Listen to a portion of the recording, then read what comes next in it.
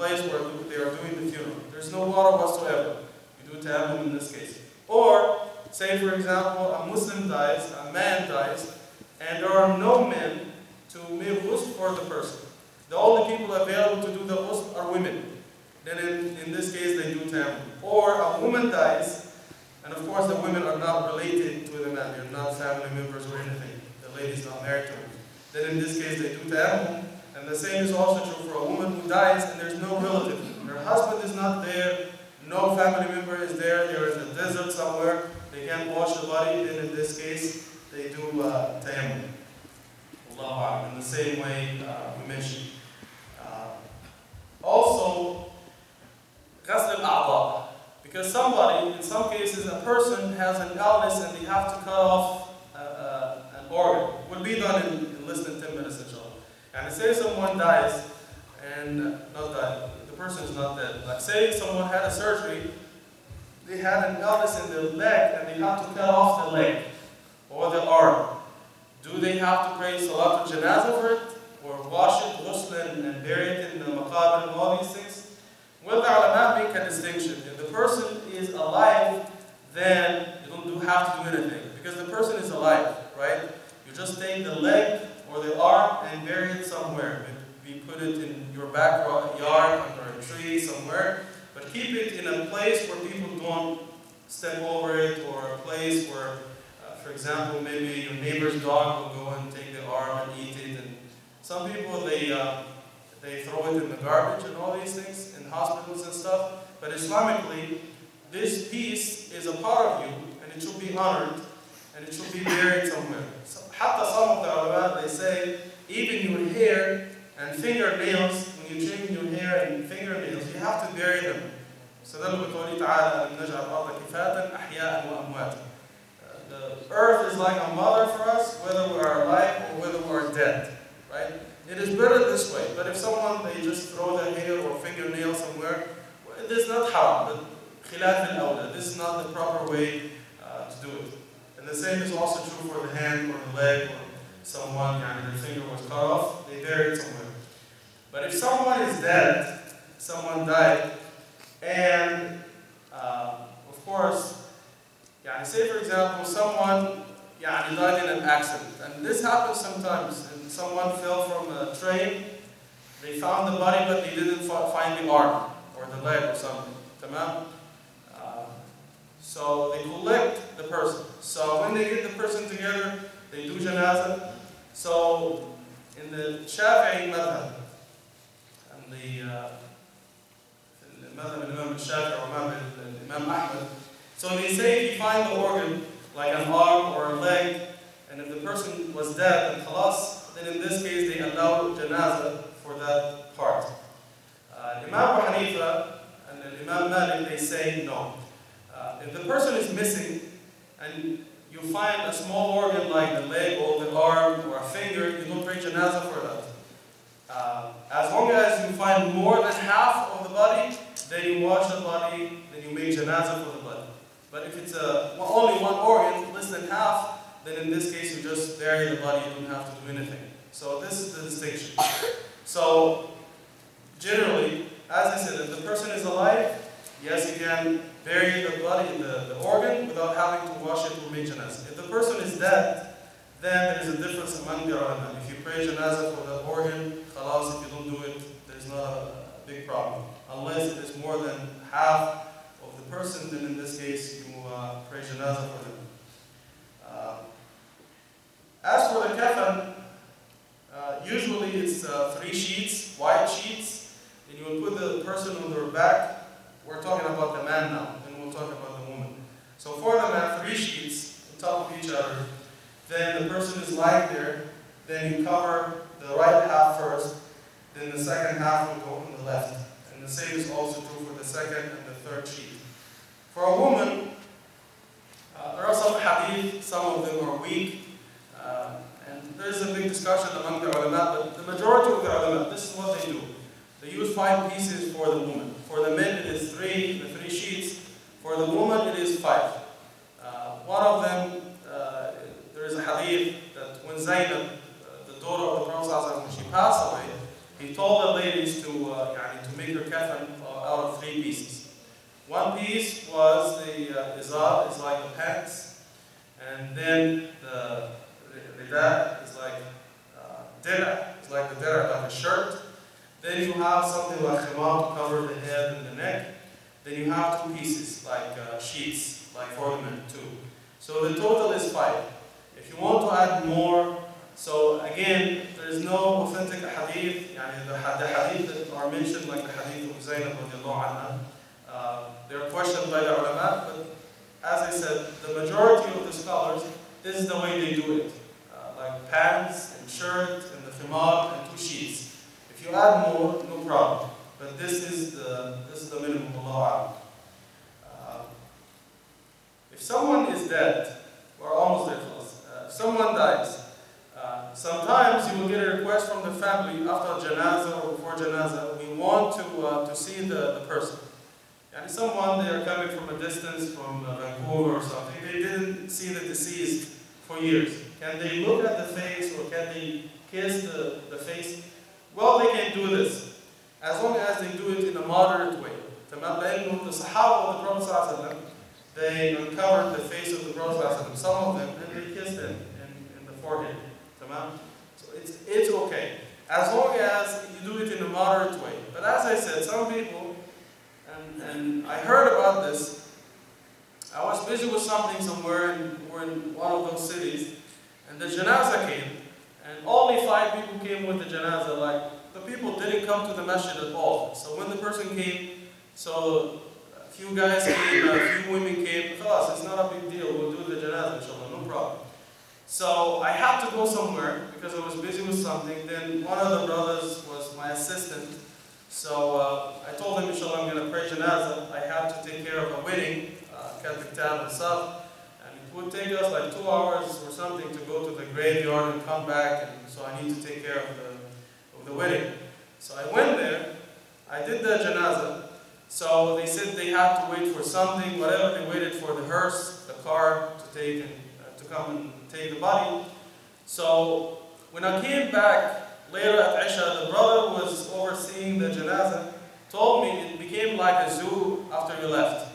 Initially he asked me, can we take a look at the person and because his mother wanted to see him. I said, of course, I cannot stop you. So he said they went inside and they started to take videos and selfies and pictures and stuff. And when they went to the graveyard, the mother and the sisters, they also wanted to help with carrying the casket. And one of them fell down because it was winter time. When it was time for burial, one of them wanted to jump into the grave, and it was like a zoo. The lady fell down, and okay, we started with 1 Janaza, now we're going to have 2. What are we going to do? Tamam? No, carrying the body, taking care of the Janaza and the burial, this is the job of the men. The ladies, they said, of course, some of the ulama, they don't recommend women to go because mingling with the men and the screaming and they make a scene and all these things. But if they go, they sit in the cars to the side, they are not mingling with the men, they are decent, they don't scream and howl and make it like a movie, it's okay, alhamdulillah. Then after the Janaza is done, they can come to the grave, they make dua, whatever they want to do. So this is the case. Allah. So these are basically the requirements for the brothers who are volunteering for Janaza. When it goes to the graveyard, this job would be done by the brothers who are in charge of the Janaza, carrying the body and lowering the casket in the graveyard and so on and so forth. But these are basically most of the things that some of you who are volunteering for Janaza will be doing. Any questions?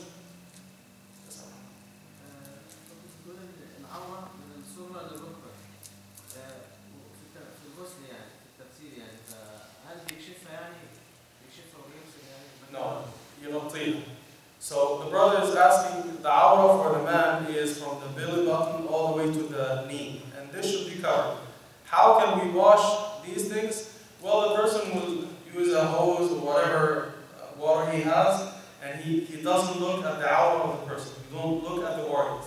So you put water from under the sheet, but you don't look.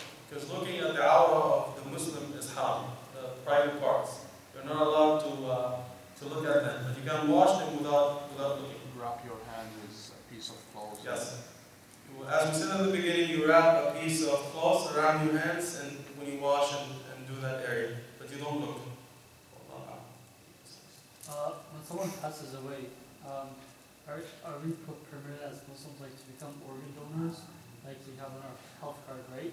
If someone passes away, they're permitted to take some organs. Are we allowed to do something? The brother is asking about organ donations. Well, this is a very long discussion. There are differences of opinion, but I will give you my own opinion based on some of the evidences that the ulama give. So this is basically not my opinion. I'm just telling you what the ulama say a strong opinion is. So don't shoot the messenger. So what happens in your life? You are allowed to donate blood transfusion. Is that what they call it? Or blood or organ donation. Two conditions. Number one, that the organ you donate is not going to affect your life. Say for example, you cannot donate your heart because if you donate it, you will die instantly. You cannot donate your brain. But you can donate tissue from your body. And so if there's only one organ in the body, you cannot donate. If there is an organ in the body, I think the kidney, there are two kidneys, right? So if you donate one, the other one has to be working. If the other one is defected, you cannot donate. Come on. So this is what they say. This is the first requirement. The second one, you cannot charge money for donating an organ. I heard stories about China. Some people, they donate their organs to buy. It was all over the news 2-3 years ago. A guy donated his, actually sold his kidney, one of his kidneys, so he can buy an iPad or a laptop, something like this, or iPhones, and it's a very good business there. So they have websites or something. You go to hospitals and you sell your organs, and you buy all the stuff you want, a laptop, an iPhone, a car, or something. It's a very good thing, right? So this is not acceptable Islamically. It is not acceptable because these organs are not yours. So you cannot sell them, you cannot lease them. Some women, they lease their wombs. Like a surrogate mother. So they put the baby inside the womb of another woman and they pay money for that woman because the mother cannot have children. So a surrogate mother. So all these things are not acceptable Islamically. So like after you pass away. After you pass away, this is the second point. After you pass away, this is my personal opinion, Allahu A'lam. In my lifetime, as I said, I can do whatever I want. As long as it's not going to affect my life. But after my death, I don't recommend it. I came to this dunya in one piece. I want to meet Allah subhanahu wa ta'ala in one piece. Some of the ulama, some of them they speak against it, some of them allow it, and they say that if you're going to use this organ after your death to save somebody's life, it's a good thing. Some of the ulama say, no, you cannot do this because mutilating, so this is the point. In your lifetime, it's okay to take something because it's not going to affect your life. But after your death, it is kind of disrespectful to the deceased, to the dead, when you cut them open after the death and take whatever you want and all these things. As I said, there is a difference among scholars. I personally don't recommend doing it after somebody's death. The body of the dead should be respected and it should be buried in one piece. If you want to follow the other opinion that says, yes, it's okay to save life, it's up to you. Both opinions are there. More questions? Yes. Also because you have to hasten burial, cutting and ripping apart will take some time. It will take time, yes. There's another question. If someone's coming from abroad and you say, I'll be 5 hours late than the normal local community, what they do is sometimes they bury the person, but they keep the face part accessible somehow. They keep something so the guy can see and then they'll cover it. Last moment, is this okay or not? There is a reason to delay the Janaza because there are some situations where you have to delay it a little bit. And say, for example, sometimes you have no control, because sometimes if there's an accident or something, they delay it at the hospital for a day or two for the investigation and whatever, for all these autopsy and all these things. In some cases, say for example, someone does not have a wali in the city, and the person, for example, says in the wasiyah that I want my wali to make my burial, my janaza. So you can delay it for a few hours, but not for days. If there is a need for this. But to bury the person at the graveyard and to leave their face uncovered, well, I don't know what to say. I'm not familiar with the fatwa in this regard, but wallahu a'lam, the body should be covered. Because it is definite. You cannot bury them 50%. No, the body has to be buried. Say, for example, if the body was changing or the body was disintegrating and the smell is coming out, then you have to bury them even if the wali is not there. If the wali comes today at night or comes tomorrow, they still can go to the graveyard and make salah for them anytime. There's a hadith that the lady passed away. It's hadith in Bukhari and other books of hadith. So the Sahaba buried her at night. They didn't want to wait till the morning. The lady used to clean the masjid and stuff. So the Prophet ﷺ didn't see the lady who used to clean the masjid for days. So he said, what happened to this lady? They said, Ya Rasulullah matat. She passed away. So the Prophet ﷺ said, يعني هلا آذنتموني فكنت أصلي عليها. They said, Ya Rasulullah, يعني كأنهم استقلوا شأنها. She said, Ya Rasulullah, she passed away late at night. We didn't want to disturb you. We just did janaza for her. Tamam? So the Prophet ﷺ said, if anyone dies, let me know. لأن صلاتي رحمة لكم. The Prophet said, if anyone dies, let me know.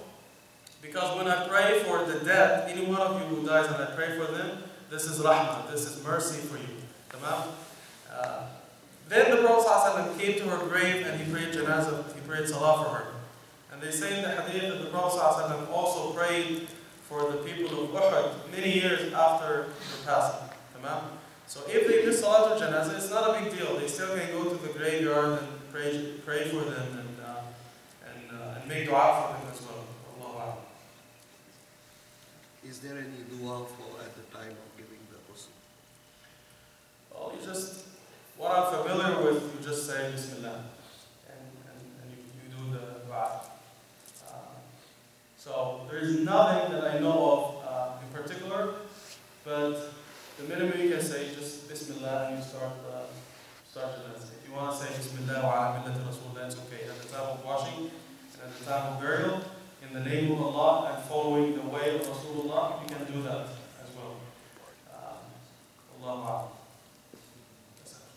What about one a hajj dies? He should be washed or? The only person who is not washed or shrouded to pray janazah for is the shaheed who dies in the battlefield. Anyone who dies a violent death, whether they are in hajj or in a car accident or in the hospital, violent, then we pray for them, we make janazah for them. There is an authentic hadith in Bukhari and other books of hadith. When the Prophet ﷺ was doing hajj, حجة الوداع, فكان معه رجل على ناقة فوقصته. يعني اتحركت فوقع فنزل على رأسه ومات. فقال له النبي صلى الله عليه وسلم يعني غسلوه وكفنوه وكذا وصلوا يعني صلوا عليه فإنه يبعث يوم القيامة ملبيا. So the Prophet صلى الله عليه وسلم in this hadith in Bukhari, when he was doing Hajj, there was someone from the Sahaba with him and he was on the back of his camel. So something happened or the camel stumbled, so the person fell on his head and passed away on the Hajj. So the Prophet ﷺ said, yani, wash him and we would pray janazah for him because on the day of judgment he would come and he would make a talbiyah. So that happened at the time of Rasulullah ﷺ.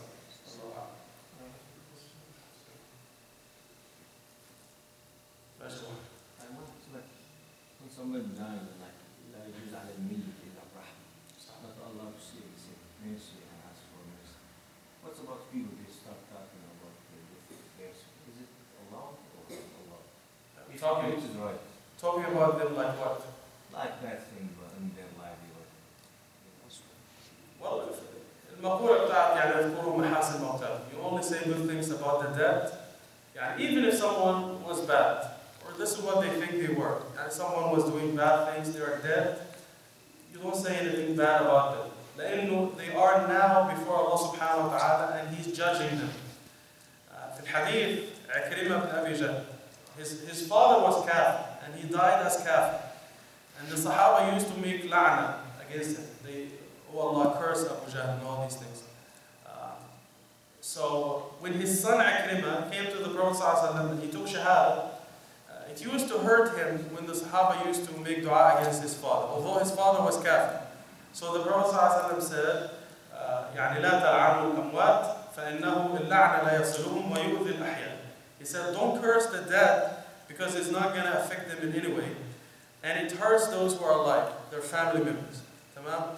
So whatever they did, it's between them and Allah, and He is the judge. We shouldn't say any bad things about them. يعني some of the Sahaba, they used to say, يعني العبرة بمن مات. يعني don't say something about someone in their lifetime, because sometimes someone is doing good and this person, mashallah, is kabir al-hujjaj, praying, making hajj all the time, and they die as a kafir. Things happen, and in the halaqah of Dar al-Akhirah we gave examples. And someone, subhanallah, is living a wild life, a drunkard, a gambler, a drug dealer, all these things. A few days before they die, they make tawbah, and Allah accepts their tawbah, and they die good people. Now when you talk bad about them after the death, they died in a good way, inshallah they are in Jannah, and now you are here talking bad about them, and who knows how you will die, right? So you end up being somewhere and they end up in Jannah. So don't talk about anyone, unless you have something good to say about them, alhamdulillah. But something bad, don't ever say it. Allahu Akbar. More questions? Yeah, listen. Is there anything wrong to pray to Janaza? Like, let's say somebody died back home, you're pretty sure they pray Janaza there. Salatul Ghaib. And then here, they pray again. Okay. Is there anything wrong with that? So this is a good question. And in the Hanafi madhab, they say you shouldn't pray Janaza. As long as someone prayed Janaza for someone, you don't have to pray for them again. Right? The only time they allow it, if you don't pray with the Imam, is if you pray at the graveyard. Yani you miss Salatul Janaza for someone, then you can go to the graveyard and pray Janaza for them. So this is the madhab of Imam Hanif. The other ulama, they say there are some requirements. Yani say for example, they say for example that Rasulullah prayed for Al-Najashi and he was not there, right? When he passed away, the Prophet prayed for him. And they say because nobody prayed Janaza for him, right? In Al-Habasha. Also, some of the ulama say if someone has done a lot of good things for Muslims, he's building schools, he's building masajid, he's a generous person, he is serving the Muslim community, or a big scholar passed away, and his knowledge is very beneficial to Muslims, then in this case you can pray Salatul Janaza for them. Even if they are not there, if they are in a different country, and they've already prayed for them. What I think, wallahu a'lam, based on the different opinions and all these things, if someone passed away and somebody prayed Janaza for them, you don't have to pray Janaza again, because Salatul Janaza is fard kifaya, which means if some Muslims did it, not everyone has to do it. Tamam? But what you can do, you can make dua for them. You don't have to pray Janaza for them. Salatul Janaza is basically dua, right? So if you don't make the Salatul Janaza, if you don't take the second opinion, you just make dua for them, this should be enough of dua. But if you see someone praying Salatul Janaza ala al-ghaib, someone who passed away in a different country and he's praying Salatul Janaza, he has a point based on the second madhab we mentioned, so we shouldn't protest, because the issue is disagreed upon among scholars. So if you do it, alhamdulillah, if you don't do it, alhamdulillah, it's not a big deal, because there is a difference of opinion. Allahu Akbar. But my opinion, if the person, khalas, they pray Janaza for him, don't do it again. Make dua for them. Allahu Akbar. I know you mentioned that can we read Quran for the person? Like we can do donations on his behalf, and can we, as long as we don't specify days and stuff. Alhamdulillah. So, of course, the things that will benefit us in the grave, number one, the things that we do for ourselves, like sadaqah, ibadah, and all these things. And the hadith is there. When a person dies, the rewards stop except for three things. You know the hadith, sadaqah jariyah, and tafawid. Number two, if someone does something on your behalf, like dua, even the Sahaba used to make dua for those who passed away before them. Tamam? This is very beneficial. If you give sadaqah on somebody's behalf, this will benefit them. And this is also an authentic hadith. If you make hajj on somebody's behalf or umrah, inshallah, it will benefit them. So, until now, there is no disagreement among the ulama, because all these things are mentioned in authentic hadith, in Bukhari, in Muslim, and in the different books of hadith. Qira'at al-Quran is disagreed upon. It is not acceptable in the madhab of Imam Hanifa or Imam al-Shafi'i, but some of the ulama in the Shafi'i madhab and Imam Ahmad ibn Hanbal, and this is the opinion of Imam Ahmad ibn Hanbal, that if sadaqah is acceptable, hajj is acceptable, and salah also, like salatul nafl is in some hadith, are also acceptable. There's a hadith about salah as well. And if hajj is acceptable, if everything is acceptable, why not Quran? So the first group, they say, well, because there's no hadith. Imam Ahmad ibn Hanbal says, no, by way of qiyas, analogy, if anything is acceptable, then Qira'at al-Quran is also acceptable by way of analogy. روى ابن قدامة عن الإمام أحمد بن حنبل أن الميت يصل إليه كل أعمال الخير والبر. So Imam Ahmad ibn Hanbal was reported by Ibn Qudama, that was his opinion, that any good thing that you do on behalf of the deceased, sadaqah, reading Quran, any of these things, will reach the deceased. Two conditions. Number one, when you recite or when you give sadaqah or when you do the umrah or hajj, all these things, you make the intention that you are giving the reward for that person. And of course, before you do the hajj, you have to do hajj yourself before you do it for someone else. And number two, you don't take money for doing it. Yani, if you read Quran or you invite someone, or you do read Quran for someone, you don't charge money for this, right? So these are the two conditions that the Hanbali madhab have in this case. So the bottom line is the majority of the ulama say Quran, you shouldn't do it. Imam Ahmad ibn Hanbal and some of the ulama in the Shafi'i madhab, they say reading Quran will reach the deceased and it will benefit them, just like dua, sadaqah, and everything else. So the two opinions are there. Allahu A'lam. More questions? Questions? نسأل الله سبحانه وتعالى أن يعلمنا ما ينفعنا وينفعنا مع عملنا. نسأل الله سبحانه وتعالى أن يحسن خاتمتنا وأن يبارك لنا في أولادنا وفي أزواجنا وأن يختم لنا بالسعادة. اللهم اختم لنا بالسعادة يا رب العالمين. اللهم ادخلنا الجنة بسلام واحشرنا مع نبيك محمد صلى الله عليه وسلم تحت لوائك وارزقنا شفاعته واسكننا في الفردوس الأعلى مع النبيين والصديقين والشهداء والصالحين.